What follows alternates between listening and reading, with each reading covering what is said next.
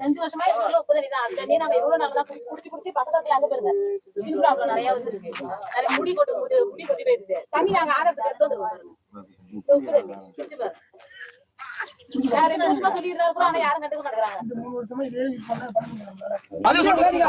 இரு இங்க கிடைக்குதா? நீ வந்த விடாதப்பா. வந்த விடாதப்பா. என்னாச்சு?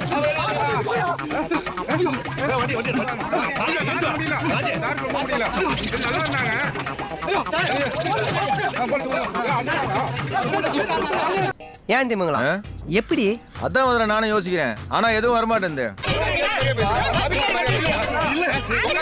என்ன மதிப்பு தெரியுமா?